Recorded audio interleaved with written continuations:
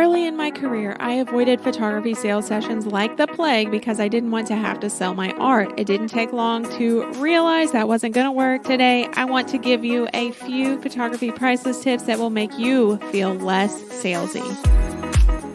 Hey, Boudoir photographers! Are you ready to be totally booked out with high-paying clients? I'm Tracy Lynn, and I went from side hustle photographer to running $1 million boudoir photography business, working just 30 hours a month. That's right, just 30 hours a month. On this podcast, I tell you how I did it and how you can too.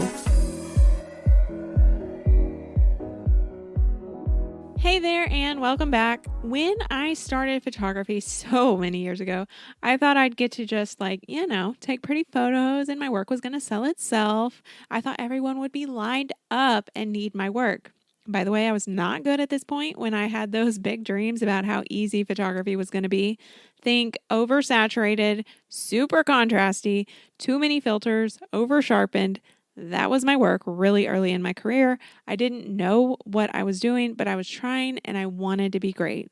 I just didn't know what I didn't know, and that's okay too. We all start somewhere, right? A few months into my photography career, I did realize a few things.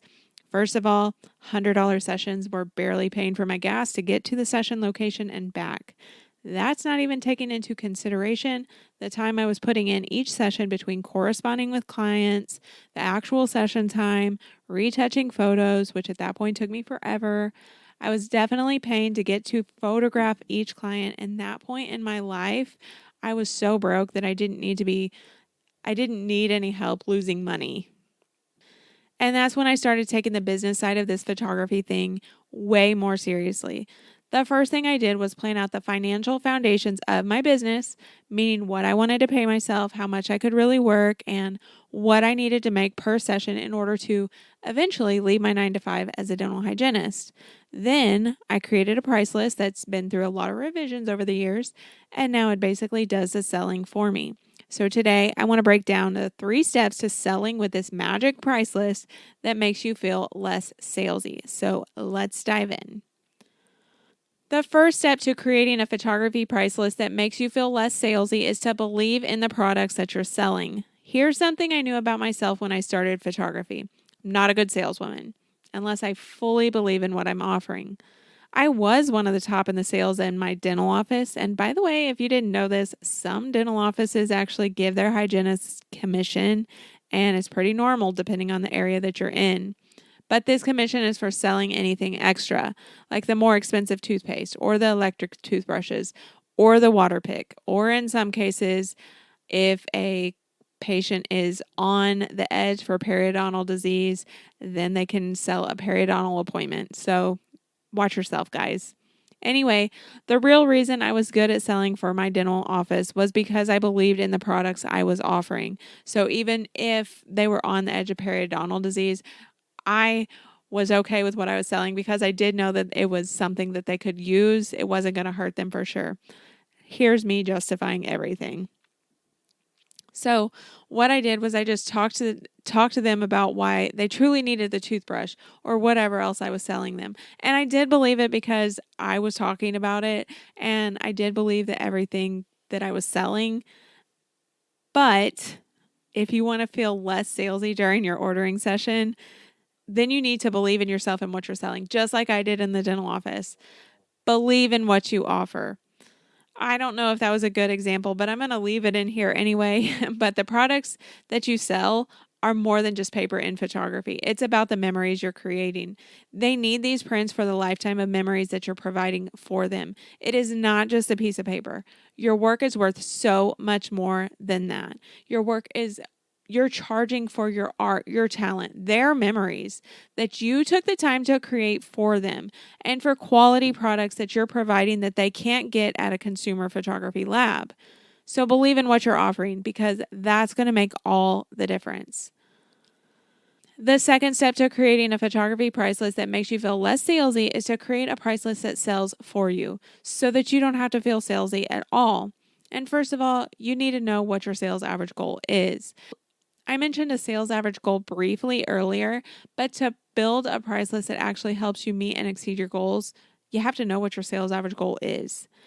To figure this goal, what you need to do is figure out what your total revenue needs to be to pay yourself what you need to make, plus how many clients your schedule can handle. This will give you your sales average goal, which is what you need to build your price list. And you need to build it so that you can guide them to what you want them to buy. Add in a little bit of sales psychology and your price list will do the work for you. And here's the thing that I want you to pay attention to. You cannot build a price list that guides them to the minimum. Making your minimum is not sustainable. It's okay here and there, of course, but you can't make a living on it. It's just not going to keep you afloat, to be honest. And it definitely won't allow you to live your dream life. And remember, you have goals and you have dreams too. You deserve to live them. And I want you to know and understand that your photography business can easily support your dreams. And finally, the third step to creating a price list that makes you feel less salesy is to go into every sales session with confidence in what you offer. Confidence is the single most important thing in selling. You need to feel confident in what you're offering. If you're not confident, your client's going to know and they won't be confident in what you're selling either. Now, confidence does come with time. I promise I understand that you're not going to just say, I'm confident, and then go into your ordering session confident. I get it. It's not going to happen. But I do believe that confidence comes with preparation. If you fully prepare for your next ordering session, practicing on yourself, your husband, your friends, your kids, even your dog, practice the way you're running your ordering session over and over again before you actually do it. Then you'll feel more confident than you think might be possible right now. So many of my coaching clients are a nervous wreck before their first sales session, but I ask them to practice several times and they go in more confidently because they know how to work their software. They know how the process is supposed to go.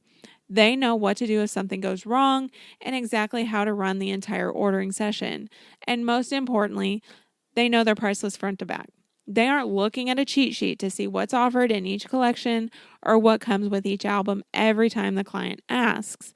The client can say the album name and they know exactly what comes in it. And that's so important. It's easy to be confident when you know everything about what's about to happen in the ordering session. It's easy to be confident when you're prepared, which is where workflow and strategy come into play. Create both before the ordering session. You're going to feel so much better at the ordering session if you do, because you know exactly what needs to happen and when. You're never going in just with guesses. Now, if you just get one thing from this episode, understand that you are a business owner. Every strategy that you've created in your business is built for a reason, and it is based on your goals. And that includes your price list. Be confident. Act like a business owner. At the sales session, let your price list do its job. If you built it with strategy, it's going to help you hit your financial goals with ease. And if someone questions your pricing, don't justify it. Own it. Tell them the price and then stop talking. If the client says something about it being too expensive, don't say anything. Don't try to justify it. I cannot say that enough. Just be quiet and let them talk themselves into the album or the wall portrait or whatever they're considering. They almost always will. Now, if you're listening to this episode and you're thinking about your pricing template, does it feel like it will guide your clients to your sales goal? Do you even know your sales goal? If the answer is no to either one of these questions, then I want to encourage you to check out my TLC Pricing Guide Canva template. Remember, there's a lot more to designing your pricing template than just throwing up some numbers on a sheet and sending it to your clients. This high converting and easy to use Canva template helps you design a pricing guide based on sales psychology so you can easily hit those 2K, 3K, 7K, even 10K sales regularly. I'm going to link this template in the show notes. Thank you for listening to this episode of Sustainable Freedom with Boudoir Photography. Please be sure to rate and follow so that you never miss an episode. They drop every Thursday and they're always full of super actionable information for you to apply right now in your boudoir business. Until then, make your next shoot your best shoot.